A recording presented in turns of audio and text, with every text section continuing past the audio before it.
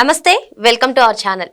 గన్నవరం మాజీ MLA Vallabhaneni Vamsi arrest అయిన సంగతి తెలిసిందే. 14 రోజుల రిమాండ్ కూడా విధించడం జరిగింది. మరి అరెస్ట్ చేసే సమయంలో కూడా ఎన్నో నాటకీయ పరిణామాలు చోటు చేసుకున్నాయి. నేను వాష్రూమ్కి వెళ్ళొస్తాను, బట్టలు చేంజ్ చేసుకుంటాను అంటూ వైసీపీ కీలక నేతలకు మరికొందరికి కూడా ఫోన్ చేసినట్లుగా తెలుస్తుంది. మరి ఇప్పుడు అరెస్ట్ అయిన తర్వాత రిమాండ్లో ఉంచిన తర్వాత ఆయన పడుకోవడానికి నాకు జైల్లో మంచం కావాలి, దుప్పటి కావాలి అంటూ ఆయన అడిగారని కూడా తెలుస్తుంది. అదే విధంగా ఇంకా కేసు ప్రూవ్ అవ్వకుండానే నన్ను అందరితో కలిపి ఇలా జైల్లో ఉంచితే ఎలా అంటూ కూడా ఆయన మాట్లాడినట్టుగా తెలుస్తుంది. మరి ఈ వ్యాఖ్యలు కరెక్టేనా తెలుసుకునే ప్రయత్నం చేద్దాం. దీన్ని పూర్తిగా విశ్లేషించడానికి మనతో పాటుగా ఉన్నారు సీనియర్ పొలిటికల్ అనలిస్ట్ కొత్త రవీంద్రబాబు గారు. సార్ నమస్తే. నమస్తే సార్, చెప్పండి సార్, ఒక కేసులో, అది కూడా ఎస్సీ ఎస్టీ అట్రాసిటీ కేసులో నిందితులుగా అరెస్ట్ అయి ఉన్నారు వల్లభనేని వంశీ గారు. మనం గతంలో కూడా చూసుకున్నట్లయితే ఎటువంటి ఆధారాలు లేకుండా చంద్రబాబు గారిని అక్రమ అరెస్ట్ చేసి 53 రోజులు కూడా జైల్లో ఉంచారు సార్. మరి అప్పుడు ఏసీ లేదు అంటే దోమలు కరుస్తున్నాయి, ఏసీ లేదు అంటే కూడా ఈ వైసీపీ కీలక నేతలందరూ కూడా ఏ విధంగా మాట్లాడారో మనకు తెలుసు. మరి ఈ రోజు వల్లభనేని వంశీ గారు నిన్న ఒక్క రోజుకే నాకు దుప్పటి లేదు, మంచం లేదు, అదే విధంగా అందరితో కలిపి నన్ను ఇలా ఉంచితే ఎలా అంటూ ఆయన వ్యాఖ్యలు చేసినట్టుగా తెలుస్తుంది. అసలు ఈ వ్యాఖ్యలను ఏ విధంగా చూడాలి? ఇప్పుడు ఆంధ్రప్రదేశ్ రాష్ట్రం అంతా కూడా చర్చనీయాంశం ఏంటంటే గన్నవరం మాజీ ఎమ్మెల్యే వల్లభనేని వంశీ అరెస్ట్. ఇది కొంతవరకు ఎన్డీఏ కూటమి శ్రేణులు కానీ ఆంధ్రప్రదేశ్లో చాలామంది ప్రజలు కానీ ఈ చర్యని హర్షిస్తూ ఉన్నారు. రెండోది, కొంత డిలే అయింది కాబట్టి ఇంతకాలం ఓపిక పట్టారు. ఎందుకు డిలే అయిందంటే గతంలో వైఎస్ఆర్ కాంగ్రెస్ పార్టీ వాళ్ళు చేసినట్టుగా లీగల్ ప్రొసీజర్ని అవాయిడ్ చేసి కస్టోడియల్ టార్చర్స్ పెట్టి చేయలేదు కాబట్టి లీగల్ ఫ్రేమ్వర్క్లో అరెస్ట్ చేశారు కాబట్టి 9 నెలలు టైం పట్టింది. ఇందులో కక్ష సాధింపు లేకపోతే అక్రమ అరెస్టులు అని మాట్లాడుతున్న విషయం మనకు చూస్తూ ఉన్నాం. అక్రమ అరెస్ట్ అంటే ఏంటి, కక్ష సాధింపు అంటే ఏంటి?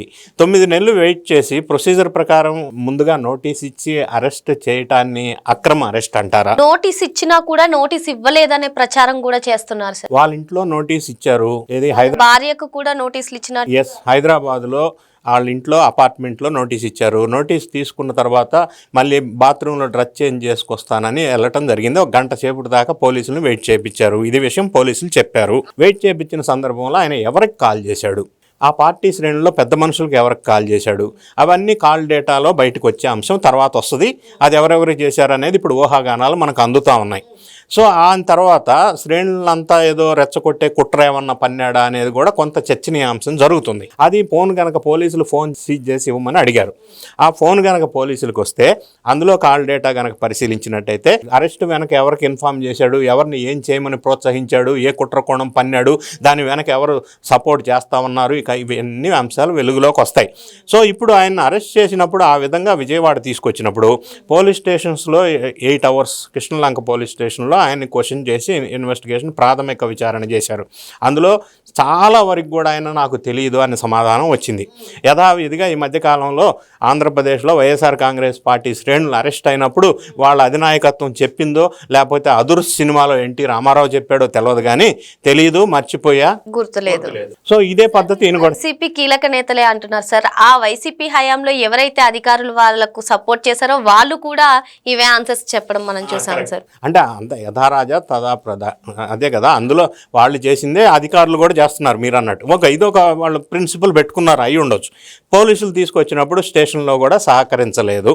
తర్వాత వీళ్ళు ఏం చేశారు, ప్రొసీజర్ ప్రకారం ఫాలో అయ్యారు కాబట్టి టెస్ట్ చేశారు. తర్వాత 24 hours జడ్జి ముందు ప్రొడ్యూస్ చేయాలి కాబట్టి చేశారు. గతంలో ఇదే వైఎస్ఆర్ కాంగ్రెస్ పార్టీలో ఈ విధంగా అరెస్ట్ చేయవలసి వచ్చినప్పుడు ఈ ప్రొసీజర్ ఫాలో అయిన సందర్భం లేదు అనేది ఇప్పుడు ప్రజలకు అందరికీ అర్థమవుతుంది. సో ఈయన పోలీస్ స్టేషన్లో కానీ జడ్జి దగ్గర కానీ జైల్లో కానీ పోలీసులను దూషించడం, మిగతా వాళ్ళ మీద అసహనం ప్రదర్శించడం, ఈ అన్ని అంశాలు మనం ప్రత్యక్షంగా వెలుగులోకి వస్తున్న అంశాలు.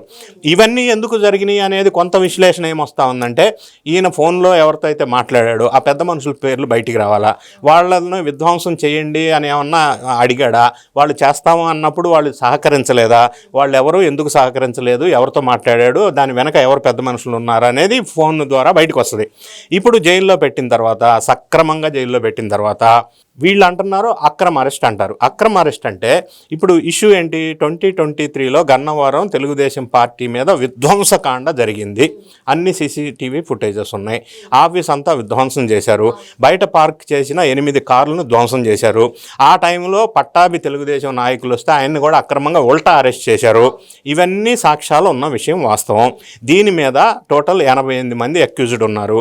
అందులో వల్లభనేని వంశీ A71+. ఆయన కోర్టులో బెయిల్ ఇమ్యూనిటీ ఇచ్చారు.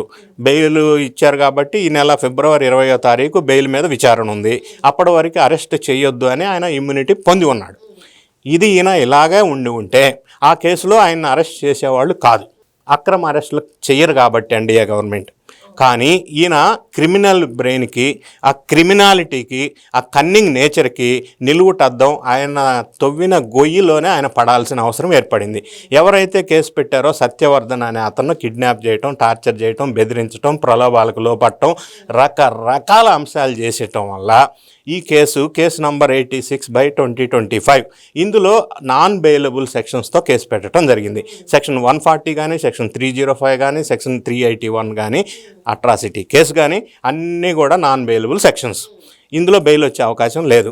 ఒకవేళ రుజువు అయితే మినిమం 10 సంవత్సరాల నుంచి లైఫ్ వరకు ఇంప్రిజన్మెంట్ ఉండే అవకాశం ఉంది. సో ఈ పని ఈయన చేసుకుంటూ ఈయన గొయ్యిని ఈయన తవ్వుకొని ఈ కేసులన్నీ ఈయన మీదకి వచ్చిన సందర్భం ఒకటి ఉంది. ఇంకొక అంశాన్ని మనం పరిశీలించినట్టయితే ఈ రిమాండ్ రిపోర్ట్లో పోలీసు వాళ్ళు ప్రస్తావించిన అంశాలు ఏంటంటే ఇతను ఒక నొటోరియస్ క్రిమినల్, ఈ వర్డ్ వాడారు అని అందులో రిమాండ్ రిపోర్ట్ నేను చూశాను, చదివాను. అందులో క్లియర్గా ఎస్టాబ్లిష్ చేశారు ఈయన మీద 16 క్రిమినల్ కేసులు ఉన్నాయి. ఆ క్రిమినల్ కేసు డీటెయిల్స్ అన్నీ పెట్టి ఎస్టాబ్లిష్ చేసింది ఏంటంటే ఈయన నొటోరియస్ క్రిమినల్ కాబట్టి బెయిల్ ఇవ్వద్దు అనేది ఎస్టాబ్లిష్ చేశారు. రెండోది, ఇప్పుడున్న నెక్స్ట్ స్టెప్ ఏముంటుంది, వల్లభనేని వంశీ తరపున వాళ్ళు ఎవరైతే లాయర్స్ ఉన్నారో బెయిల్ ఇవ్వమని పిటిషన్ వేస్తారు. రెండోది అంశం ఏంటంటే పోలీసు వాళ్ళు వాళ్ళకున్న అధికారాల ప్రకారం సెక్షన్ 167 ఉపయోగించి కస్టడీకి ఇవ్వమని పిటిషన్ వేస్తారు. ఈరోజు కస్టడీలోకి వచ్చినప్పుడు ఆ ఫోన్ సీజ్ చేసుకున్నప్పుడు అసలు ఈయన సత్యవర్ధన్ అనే అతన్ని కిడ్నాప్ చేయటం వెనక కుట్ర కోణం ఏముంది, దాని వెనక సపోర్ట్ చేస్తామన్న వాళ్ళు ఎవరు, ఫోన్లో ఎవరితో మాట్లాడారు, ఇవన్నీ అంశాలు కూడా వెలుగులోకి వస్తాయి. రెండోది, ఇప్పుడు కోర్టులో బెయిల్ పిటిషన్ పెండింగ్ ఏదైతే ఉందో, ఏది Gannavaram party office Telugu Desam party office విధ్వంసం కేసులో, ఆ బెయిల్ కూడా ఇతనికి రేపు 20వ తారీఖు వచ్చే అవకాశం లేదు. ఎందుకంటే ఈయన ఆల్రెడీ ఆ పిటిషనర్నే కిడ్నాప్ చేశారనేది కేసు ఎస్టాబ్లిష్ అయింది కాబట్టి. ఇంకా రెండో అంశం ఏంటంటే వల్లభనేని వంశీ మళ్ళీ జైల్లో నుంచి ఈ కేసే కాకుండా బయటికి రాకుండా ఉండే అవకాశం ఉంది అని నా లీగల్ నాలెడ్జ్లో చెప్తున్నా. ఈ 16 క్రిమినల్ కేసెస్లో రాబోయే రోజుల్లో పోలీసు 1 by 1 వేసుకుంటూ పీటీ ఎగ్జిక్యూట్ చేసుకుంటూ పోతే ఈ కేసు బెయిల్ రాదు. ఆ 16 కేసులు 1 by 1 వీళ్ళు ప్రొడ్యూస్ చేయటం వల్ల వాటిల్లో కూడా బెయిల్ దొరకదు. అల్టిమేట్గా ఏమవుతుందంటే లీగల్గా ఇతనికి లాంగ్ టర్మ్ వరకు జైల్లో ఉండవలసిన అవకాశం ఎక్కువగా కనిపిస్తూ ఉంది. ఎందుకంటే బెయిల్ వచ్చే అవకాశం లేదు. అదే ఈయన ఈ పని చేయకుండా ఉండుంటే ఇంత దారుణమైన పరిస్థితుల్లో ఇరుక్కునేవాడు కాదు. ఈరోజు A1గా ఇరుక్కున్నాడు. యాక్చువల్గా పాత పార్టీ ఆఫీస్ విధ్వంసం కేసులో ఆయన A71. సో అనవసరంగా ఈయన గెలుక్కోవటం వల్ల, ఏలు పెట్టడం వల్ల ఈయనకి ఈ పరిస్థితి దాపరించింది. సో ఇవన్నీ కేసులు, పాత కేసులు కూడా మళ్ళీ చాలా ఉన్నాయి. 1 కాదు 2 కాదు.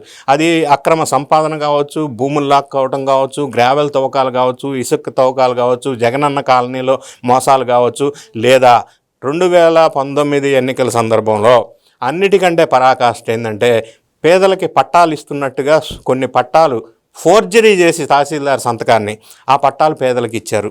అదొక కేసు పెండింగ్ ఉంది. ఆ తహసీల్దార్ సంతకాన్నే ఫోర్జరీ చేసి భూమి పట్టాలు ఎన్నో పంచారు.